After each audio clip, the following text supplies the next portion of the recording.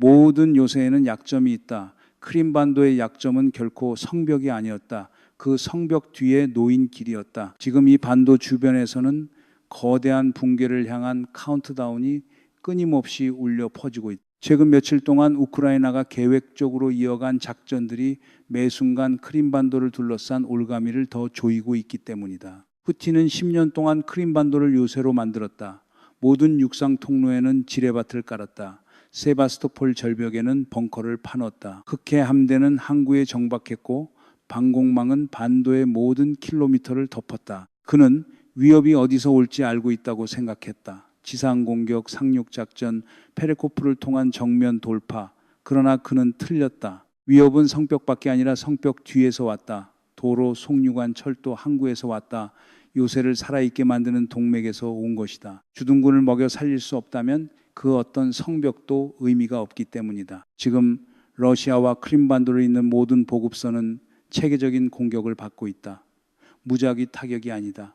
각 동맥을 차례로 겨냥하는 조율된 고립 작전이다. 한약은 서서히 바닥나고 있고 사기는 하루가 지날 때마다 조금씩 더 무너지고 있다. 더 나아가 우크라이나 남부에서 반도로 이어지는 대형 고속도로들, 군수 탄약을 실어 나르던 은밀한 보급로들이 하나씩 끊기고 있다. 지평선 너머에서 구조 호송대가 나타나기만을 절박하게 기다리던 러시아군은 이제 마음 깊은 곳에서 깨닫기 시작했다. 그런 호송대는 다시는 오지 않을 것이라는 사실을 말이다. 러시아는 아직도 이것을 어떻게 멈춰야 할지 알아내지 못했다.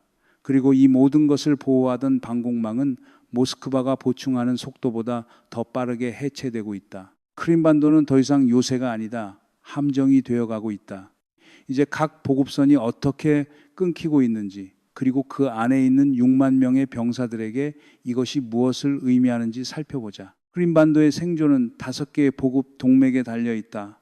케르치대교, M14 고속도로, 회랑, 쿠반, 크림가스관, 흑해, 해상, 보급, 그리고 항공회랑이다. 이것을 몸에 피를 공급하는 정맥처럼 생각하면 된다. 하나가 끊기면 몸은 약해진다. 셋이 끊기면 붕괴가 시작된다. 5개가 모두 끊기면 몸은 죽는다. 하지만 이 5개의 동맥 안에서도 모든 것은 2개의 척추에 묶여 있다. 케르치 대교와 M14 고속도로다.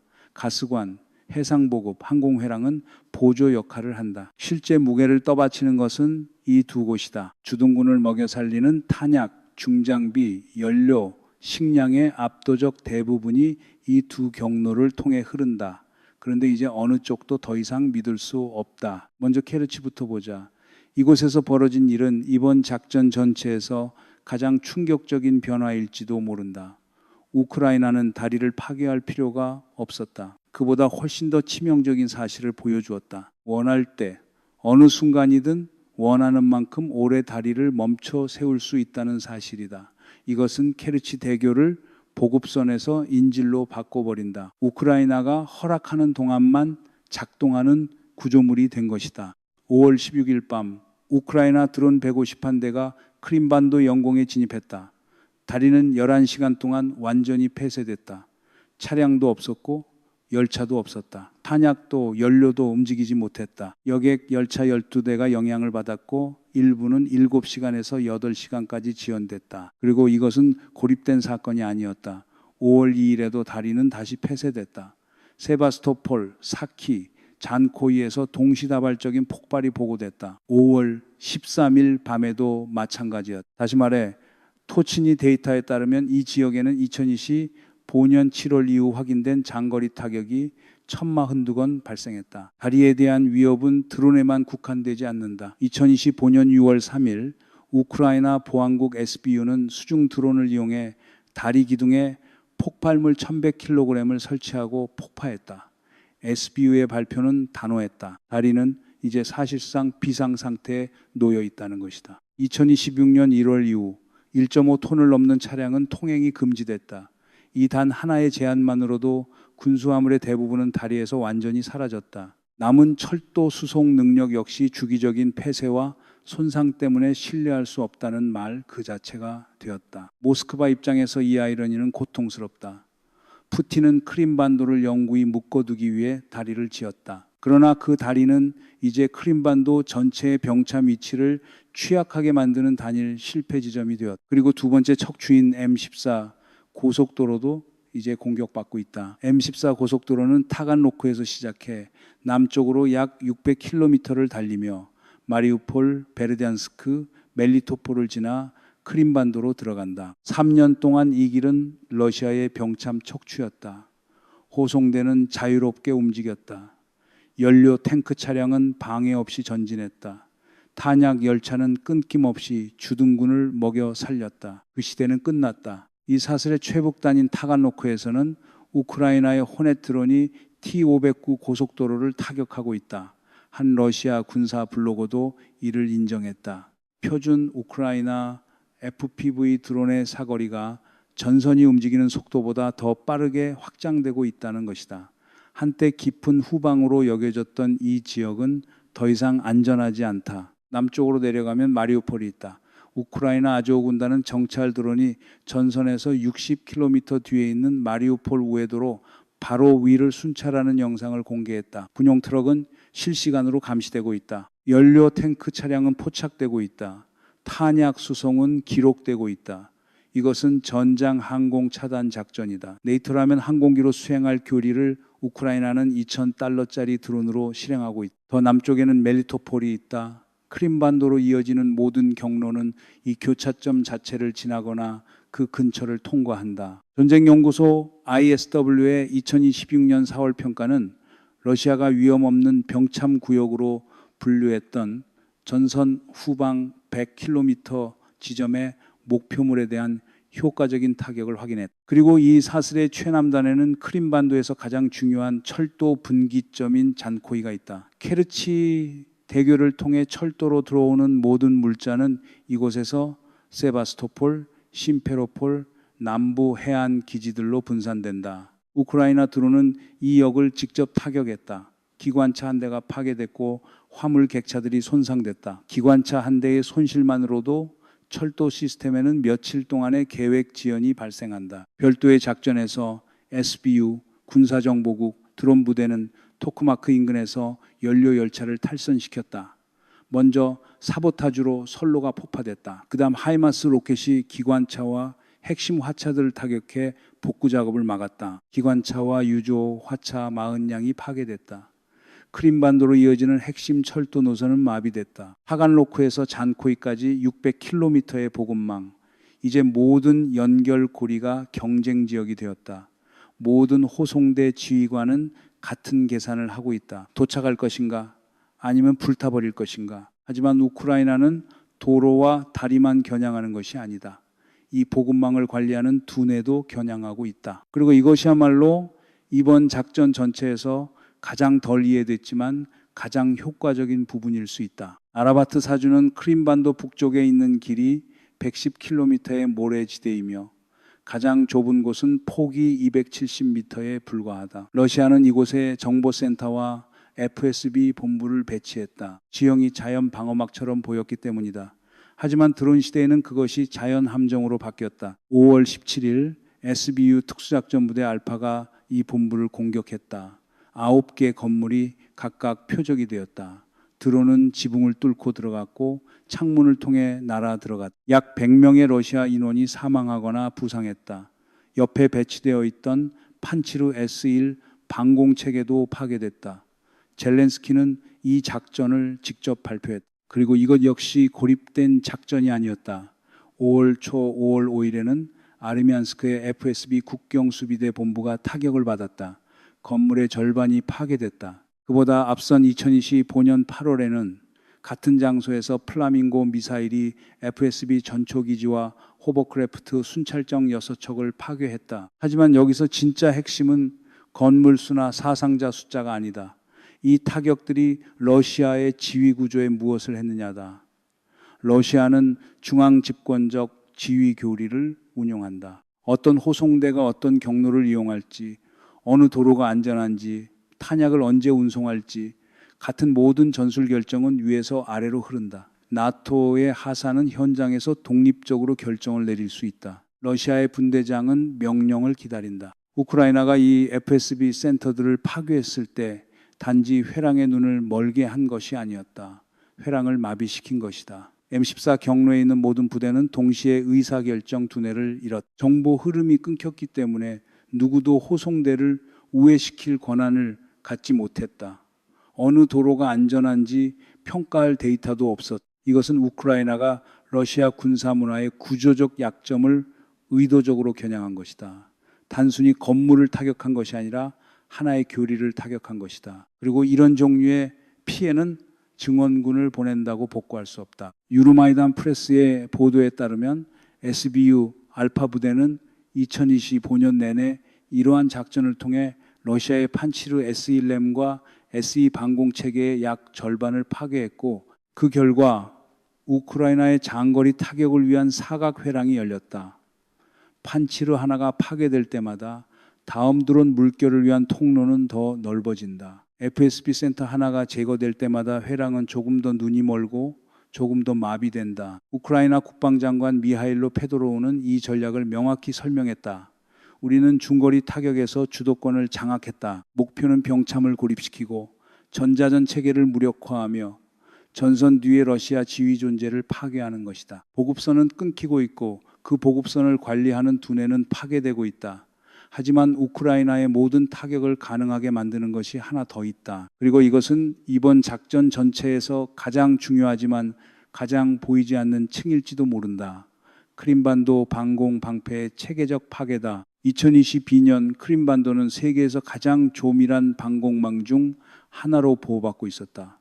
S300, S400, 판치르 S1, 토르 M2, 부쿠 M3 층층이 쌓인 방어 구조였다. 이론상으로는 반도에 접근하는 모든 것, 미사일이든 드론이든 항공기든 이 네트워크에 의해 요격되어야 했다. 이론상으로는 그랬다. 실제로는 우크라이나가 이 네트워크를 조각조각 해체했다. 지난 넉 달 동안 우크라이나의 중거리 타격 드론은 러시아 방공 장비 500기 이상을 파괴했다. 각각은 개별적으로 표적이 되었다. 먼저 레이더가 탐지됐다. 그 다음 위치가 정확히 특정됐다. 마지막으로 체계 자체가 적과 드론 무리의 표적이 되었다. 비용 격차는 충격적이다.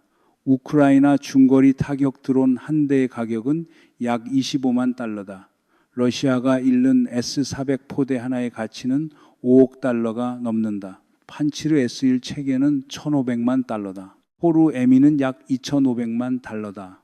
매번의 교전에서 러시아의 예산은 피를 흘리고 있다. 그리고 이 불균형은 되돌리기 어렵다. 우크라이나가 드론 생산 능력을 월수만 대규모로 확대했기 때문이다. 바로 여기서 복리 효과가 작동한다. 항공 체계 하나가 파괴된다고 해서 그 한 기만 사라지는 것이 아니다.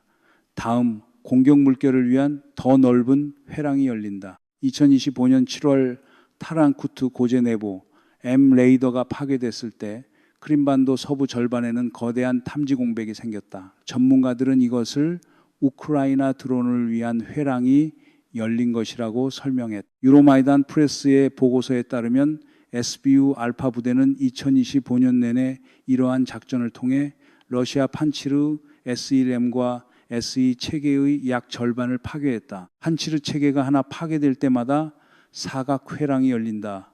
우크라이나의 장거리 타격을 요격할 수 없는 통로가 생기는 것이다. 이것은 한 번 시작되면 되돌릴 수 없는 순환이다. 항공 능력이 줄어들수록 더 많은 타격이 들어온다.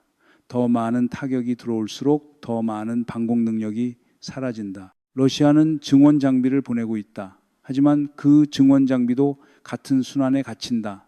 크림반도로 보내지는 S400 포대 하나마다 다른 전선은 노출된다. 그리고 우크라이나는 이 사실을 알고 있다. 결과는 분명하다. 크림반도는 점점 더 눈먼 요새가 되고 있다. 성벽은 아직 그곳에 있다. 하지만 경비병은 앞을 보지 못한다. 이 모든 것을 하나로 묶는 또 하나의 병목 지점이 있다. 고리비 함정으로 바뀌는 지점이다. 아르미안스크는 M14가 좁은 페레코프 지역을 통해 물리적으로 반도로 들어가는 크림반도의 북문에 자리 잡고 있다. 육로로 들어오는 모든 트럭, 모든 탄약 수송, 모든 연료 배송은 이 병목을 통과한다. 자포리자에서 남쪽으로 확대되는 우크라이나의 드론 커버리지는 매주 조금씩 이 핵심 교차점에 가까워지고 있다. 북쪽 30km의 스테프노이르스크는 이제 우크라이나 통제 아래 있다. 남쪽으로 전진하는 매 킬로미터마다 아르미안스크는 지속적인 화력권에 더 가까워진다. 우크라이나가 아르미안스크 접근로에 대해 지속 가능한 화력 통제를 확립하면 육상 교량은 사실상 닫힌다. 크림반도에 유일하게 남은 보급로는 케르치 대교가 된다. 이미 손상됐고 이미 폐쇄 가능성이 입증된 단 하나의 구조물 말이다. 이제 이것이 내부의 군사 구조에 무엇을 의미하는지 계산해 보자. 이 규모의 주둔구는 하루에 약 2,000톤의 물자가 필요하다. 탄약, 연료, 식량, 의료품, 예비 부품이다. 항공보급은 줄어든 방공망 아래에서 소형 화물기에 제한된다. 그리고 벨베크 착륙 레이더가 없으면 일상적인 작전조차 위험을 동반한다. 주둔군이 필요로 하는 것과 실제로 받는 것 사이의 여유는 좁아지고 있다. 아직은 제로가 아니다. 그러나 누적 적자를 향해 가고 있다. 시간이 지나면 가장 먼저 탄약 재고가 고갈된다. 가장 무겁고 가장 많이 소비되는 물자이기 때문이다. 그 다음은 차량 연료, 그 다음은 발전기용 디젤, 그리고 가을이 다가오면 난방 연료다. 대부분의 분석이 놓치는 세부 사항이 있다. 러시아는 다른 전선을 약화시키지 않고는 크림반도 방어를 강화할 수 없다. 다리를 보호하기 위해 재배치되는 전자전 체계 하나는 자포리자에서 우크라이나 드론을 방해하지 못하는 체계 하나라는 뜻이다. 크림반도는 자원 블랙홀이 되어가고 있다. 이 블랙홀은 러시아의 제한된 역량에서 점점 더 큰 몫을 삼킨다. 전진할 수 없고 스스로를 방어하는 능력도 갈수록 떨어지며 모스크바에게 이제 군사적 가치보다 정치적 가치가 더 큰 주둔군을 유지하기 위해서 말이다. 지금까지 우리는 6만 명의 병력을 보급하는 병참 문제를 이야기했다. 하지만 크림반도에는 군인만 사는 것이 아니다. 그곳에는 200만 명이 넘는 민간인이, 그리고 고립작전이 민간인에게 미치는 영향은 군대보다 훨씬 더 예리하게 느껴질 수도 있다. 먼저 물부터 보자.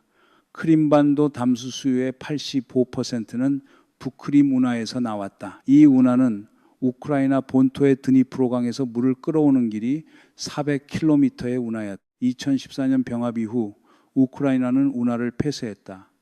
러시아는 8년 동안 지하수와 긴급 담수화 시설로 버텼지만 용량은 충분하지 않았다. 2022년 침공 초기에 러시아군은 운하를 다시 열었다. 세바스토폴과 얄타의 부동산 가격은 급락하고 있다.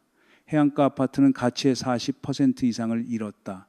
매수자는 없다. 누구도 전쟁 지역에 투자하지 않기 때문이다. 그리고 조용한 탈출이 시작됐다. 러시아 시민권을 얻은 크림반도 주민들이 반도를 떠나고 있다. 정확한 수치는 없다. 러시아가 이 데이터를 공개하지 않기 때문. 하지만 부동산 시장 붕괴, 학교 등록 감소, 지역 사업체의 빠른 폐쇄는 간접 지표가 되고 있다. 전쟁 상황은 이 압박을 더욱 강화했다. 젊은 타타르 남성들은 러시아군에 징집되고 있다. 자신들의 고향을 점령한 바로 그 세력을 위해 싸우도록 강요받는 것이다. 2014년 푸틴은 크림반도를 귀향이라고 포장했다. 10년 뒤 그 집은 수도꼭지가 마르고 전기가 끊기며 소유 비용이 점점 더 비싸지는 어두운 아파트가 되었다. 크림반도의 군사적 고립은 헤드라인이 된다. 그러나 민간의 붕괴는 조용하지만 멈출 수 없다. 고립 작전에 대한 푸틴의 대응은 하나의 패턴을 형성했고 각각의 대응은 상황을 더 악화시켰다. 흑해 함대가 공격받자 그는 함대를 노보로시스크로 물렸다. 크림반도 방어를 위한 해상 화력 지원은 제거됐고 우크라이나의 해상 드론은 그들을 따라갔다. 방공망이 침식되자 그는 모스크바 자체 방어망을 포함한 다른 구역에서 S-400 포대를 끌어왔다. 그 결과 우크라이나 드론이 러시아 깊숙한 곳의 인프라를 타격하는 데 사용한 회랑은 더 넓어졌다. 호송대 손실이 늘어나자 그는 도네츠크에서 VDV 부대를 남쪽으로 끌어왔다. 포크로스크 공세는 정체됐다. 푸틴은 도네츠크의 영토 획득보다 크림반도를 선택했다. 이것은 그가 어느 전선을 잃는 것을 더 두려워하는지에 대한 암묵적 인정이었다. 모든 대응은 하나의 문제를 해결하고 두 개의 새로운 문제를 만들었다. 모든 재배치는 다른 전선을 약화시켰다. 이것이 더 이상 감당할 수 없는 영토를 방어하는 역설이다. 더 많이 투자할수록 다른 모든 곳에서 더 많이 잃는다. 러시아는 전투에서 크림반도를 잃고 있는 것이 아니다. 예산에서 잃고 있다. 방어 비용이 지불 능력을 초과하는 느린 회계 붕괴가 벌어지고 있는 것이다. 크림반도는 단 한 번의 극적인 타격으로 무너지지 않을 것이다. 현대의 포위전은 그렇게 작동하지 않는다. 동맥 하나씩, 유조차 하나씩, 레이더 하나씩 침식될 것이다. 러시아는 크림반도를 요새로 만들었다. 우크라이나는 그 요새를 군사 역사상 가장 비싼 우리로 바꾸고 있다. 자원을 삼키고 관심을 삼키며 러시아의 전쟁 기계를 내부에서 천천히 끌어내리는 우리다. 거대한 폭발로가 아니다. 해변 상륙으로도 아니다. 수학으로다. 보급망의 수학이다. 그리고 수학은 협상하지 않는다. 이 작전의 전략적 틀과 몇 년 전 이를 예측했던 미국 장군에 대한 내용은 우리의 크림반도 분석 영상을 확인해 달라. 지오 네트워크를 구독해 주시고 시청해 주셔서 감사하다. 화면에서 떨어져 있을 때도 분석을 계속 듣고 싶다면 스포티파이에서 우리와 함께 해달라. 긴 운전 시간을 더 짧게 만들고 교통 체증을 즐길 만한 청취 경험으로 바꿀 수 있을 것이다.